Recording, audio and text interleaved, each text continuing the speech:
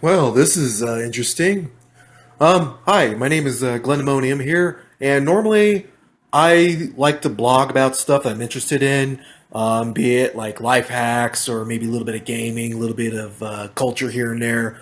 But I actually want to talk about the Xbox One X reveal that just popped up on E3. I guess I'm a day late. I was assuming that E3 was going to start on Monday. I've been so busy with job hunting and putting my resume to all a bunch of places because I'm in the middle of moving right now, so I completely space it out. But I'm gonna do one of those, opinionated voiceover blog podcast thingies of, what do I think of the Xbox One? Because right now, it's hype.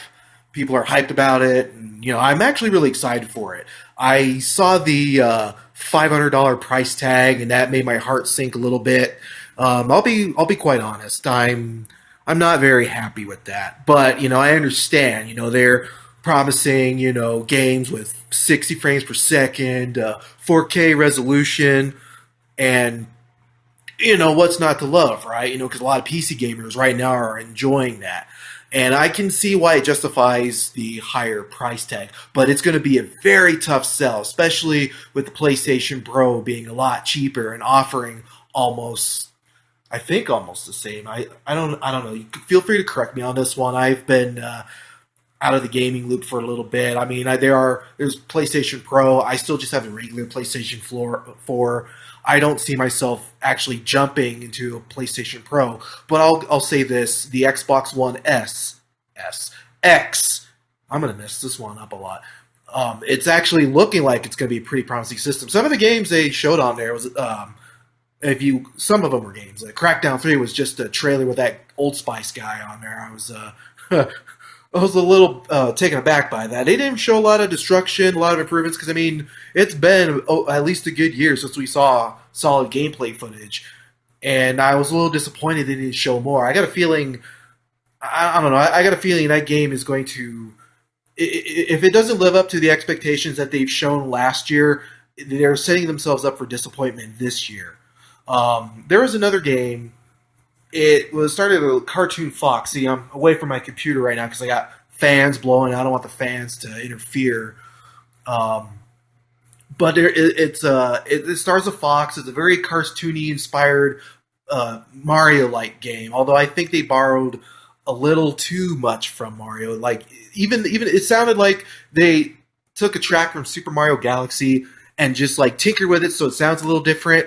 But the running, the jumping, even right down to the little puffs of cloud that the little fox spews out as it's running, I'm like, they're really borrowing a lot from Mario. I mean, it looks like a fun game. Kids will definitely enjoy it because I know there are gamers in my generation. Because I'm in my 30s, there are a lot of people who want their kids want to play video games. And so when they're younger, they're gonna have like Minecraft and stuff to play with, and the dads, a lot of dads want that 4K resolution. They want to play in the Xbox, or they want to play on a PC, or they want to play on a PS4. But their kids will be like, I want to play. So they'll let them play this platform game. I think it'll do well. I mean, I hope it does well. Another one, Anthem. Holy crap! Holy crap, Anthem. Anthem basically reminded of what Bungie and Activision promised with Destiny years ago. And it's an open world exploration game. And the trailer itself, they broke the fourth wall on a lot of that stuff. I was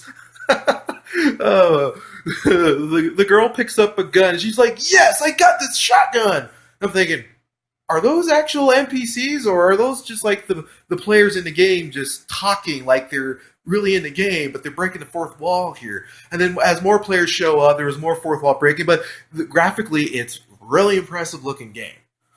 Um, I think it's going to be one of those new games where it'll compete with Destiny, so it's going to give Bungie a run for its money. I personally think so. I mean, this is all personal opinion. Feel free to leave a comment, or to argue and say, no, you're wrong, you're wrong. I don't care. I'm just expressing what I thought and what I feel about the Xbox One X. Man, that's going to take a long time getting used to. Okay, what else? State of Decay 2. I've never played a State of Decay game. I'm getting older in the years. My income isn't what it used to be, so I'm not out there spending money on games. I'd love to. If I had the kind of job where I could just either talk about video games or just talk about something, get paid for it, you'd be darn tootin'. I'd be going out there buying an Xbox One X later this year just to, I don't know, be the first in line or just to do reviews. But I want to keep this channel more towards education and entertainment. So if I end up going towards more of a gaming channel, that's going to end up with less ad revenue because gaming channels are everywhere. Um, I mean, what's to say? I like to do more than just gaming. I want to do more than just like gaming, but I like to talk about game because it's been a big part of my life, and it probably will be until the day I die. I mean, it is what it is. But yeah, if you've played games like Dying Light or Dead Island, but Dying Light is actually better than Dead Island, I could see this being like the next big 3 to 4 player co-op if it has co-op. There wasn't really a whole lot of detail, just a little bit of gameplay footage, definitely more survival. But I really hope this one does well. Graphic wise, it could be a little better. I noticed the character models look a little stiff, sort of like unpolished GTA models. But I think since it's still in the development phase, they'll work on it a little more. I hope they're going to work on it a little more. Um, let's see what else. I know I'm missing something here. The Crackdown, Sea of Thieves. I don't remember if that was the game that Rare was working on. They were working on something last year. I think it's the pirate game. I'm gonna have to go look this up later on, but Sea of Thieves looks okay. I know there's probably more to the game that they weren't able to show. I really hope that I really hope there's more to the game because like right now it just looks kind of eh. It didn't really excite me. The graphics were beautiful though, especially the water graphics. I know a friend of mine. He's actually really big into water graphics. Like I don't know if he's watching this, but he probably sees these giant waves and he's probably having a fangasm right now. But I was really impressed, and it wasn't a CG cutscene. It was actual in-game cutscene. That was actually pretty impressive. So let's see what else. I think there's an Assassin's Creed game. I guess I kind of fell out of love with Assassin's Creed after the second game. I don't know why, but they felt all those Assassin's Creed games feel like the same. They're kind of boring. I don't know what it is, but whenever there's a setting that takes place in like London or something, I don't know why that's a huge turnoff. I don't know why. I guess that's could be content for another video. Like I try to get into it, but gameplay always felt stiff. I got tired of the corny British accents, and I played Final Fantasy 14. You know, I don't know. Maybe I was just going through a weird phase because I mean I loved the heck out of like Saints Row and GTA, but like I couldn't get into Assassin's Creed. I couldn't get into Mass Effect, and Mass Effect was a big deal last gen, and I feel like I've missed out on some really good games, and I'm hoping maybe this would be a good time to get back into Assassin's Creed just to kind of you know reacquaint myself with the series. Um, Gosh, I feel like I'm just catching up on all this stuff, so I apologize if I'm missing anything. But I guess I'll go over the Xbox One X console. It's 60 frames. There are games that are come out 60 frames per second. Uh, 4K resolution. That's probably the biggest sell. It's gonna be backwards compatible with Xbox One and I think Xbox 360. And I could have sworn I saw a thread on NeoGaf here about original Xbox games being backwards compatible. I will give Microsoft credit when it comes to their service. Their service has improved drastically since the launch of the original Xbox One. We all remember the forced Kinect, the $500 price tag, and the mediocre graphics. Well, now they're finally going in a different direction. The $500 price tag is going to be a very, very, very tough sell, especially for those who just shelled out all that money for the PlayStation 4 Pro. There was another game. There was another game. It's not exclusive, but it's Dragon Ball Z. Dragon Ball Z Fighter Z. And it's a cell-shaded 2D fighting game. If you've ever played the original Budokai games before everything went like 360 open world type of deal, um, basically it's a 2D cell shaded game made by the same guys who do Guilty Gear, if I'm not mistaken. I think Arc System. Oh gosh, I watched that trailer at least 3 times already, and there was a glimpse of Golden Frieza, so I know there's going to be some Dragon Ball Super stuff in there, but it actually looks amazing. I've been craving a chaotic 2D fighting game for a while, and they're throwing Dragon Ball into that. And it's good. I know it's going to be on PlayStation, but playing that game on Xbox X, Xbox One X. Can we just call it Xbox X? Man, that's like a mouthful. But if it's playable on that, imagine playing that game in 4K. 60 frames per second. That would be pretty sweet. I know a lot of Dragon Ball fans would be very excited to play that game. Let's see. I guess I can go back to talking about the console again. I was really hoping that the new Xbox One X, maybe I should just call it new Xbox. I was hoping that they would do something with Steam, like call up Game Do Well and say, hey, is there a way we can get Steam to integrate in our console? Because right now with 4K resolution, this is like a missed opportunity, because they're competing with Sony. My thing with the Xbox and the PlayStation is it's mostly more towards Japanese developers. I'm not saying all Japanese developers are falling under the same mold, but most people who play Japanese games prefer to play it on PlayStation because that's where it gets a lot of its support from. Whereas Xbox get a lot of support from Western developers. And then you got the people in the UK, they're mostly multi-platform. And I know Microsoft is trying, but some Japanese game companies, some of them still have the mindset where we'll only develop for Japanese home consoles, and now with the Switch is getting a lot of traction because of its ability to be portable. And Japan is a very highly commute society, so portability is a big deal. Home console is kind of, it's not. I wouldn't say it's at a decline worldwide, but a lot of people are more active these days, especially in the millennial generation. I mean, there are people that are still into gaming, but it's not like the end all be all that it used to be in my generation. I mean, there is still an audience. There are people who want awesome graphics and stellar gameplay, and I think the Xbox One X will actually deliver on this if people can get past that price point. $450 would have been much more reasonable, but I'd imagine they might be selling this console at a loss because 4K technology right now is really, really freaking expensive. I don't think I don't even know a lot of PC gamers who have 4K monitors.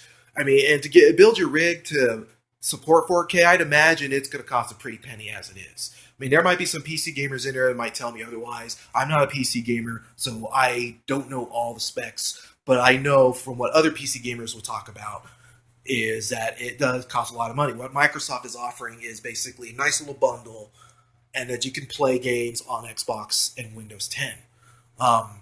There was another thread I did find on NeoGAF where Bethesda, no, it wasn't NeoGAF, it was a tweet from Bethesda during their conference, I think tomorrow, is they're going to talk about, they are going to release a patch for Fallout 4 and Elder Scrolls Skyrim, the remastered edition, where they're talking about their games going to be releasing 4K. But I think it's just going to be with a patch. Now, Fallout 4 and 4K with mod support, that's freaking awesome.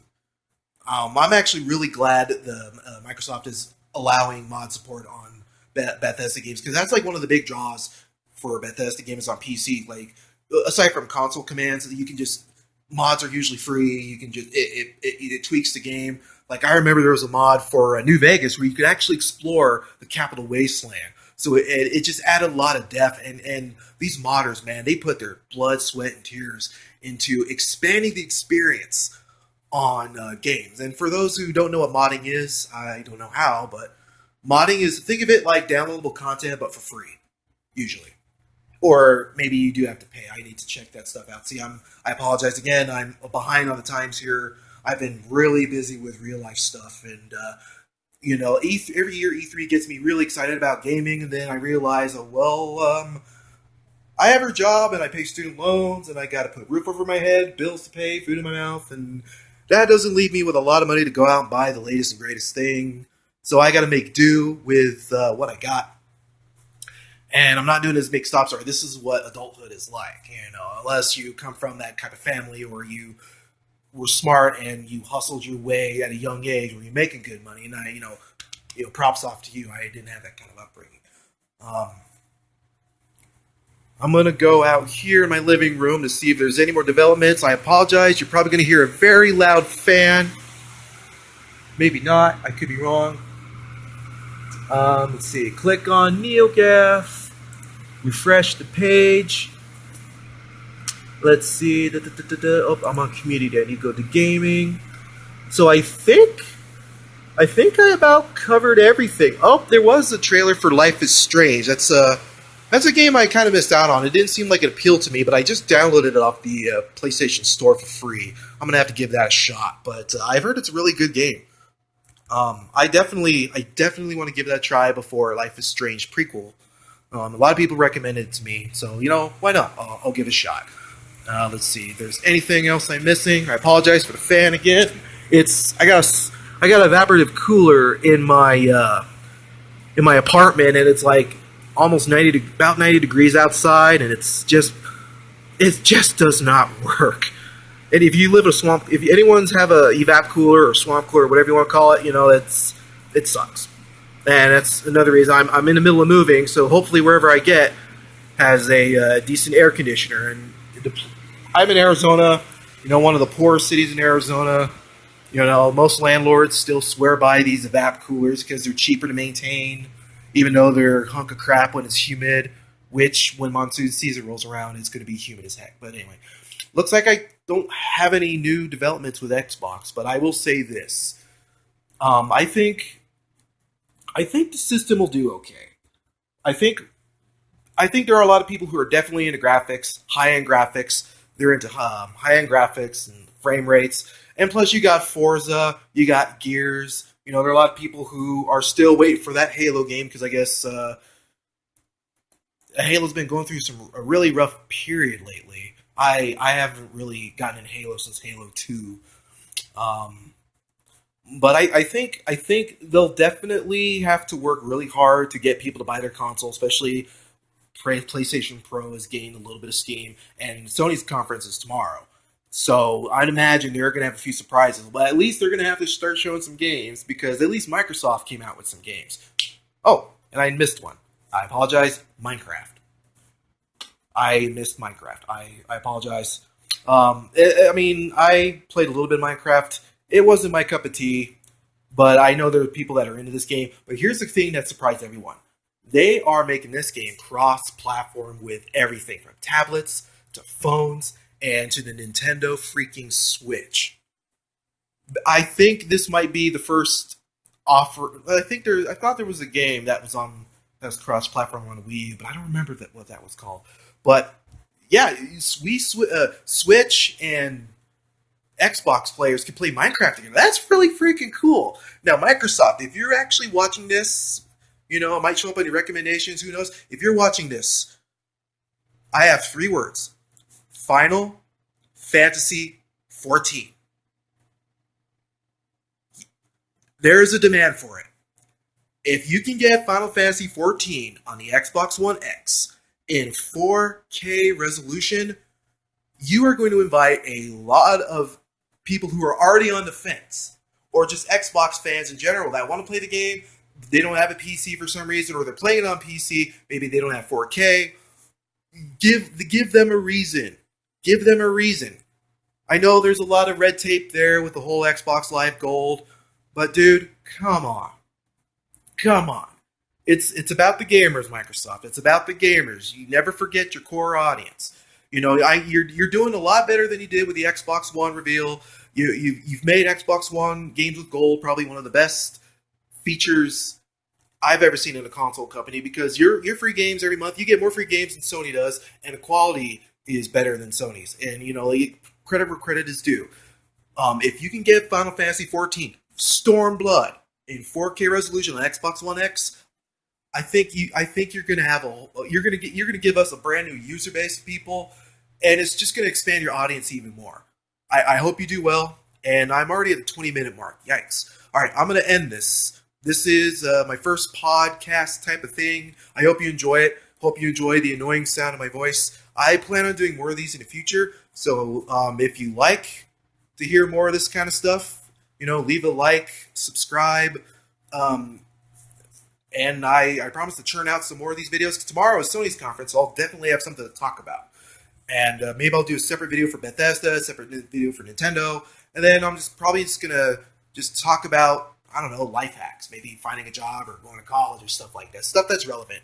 But in the meantime, take care, guys, and I'll see you soon.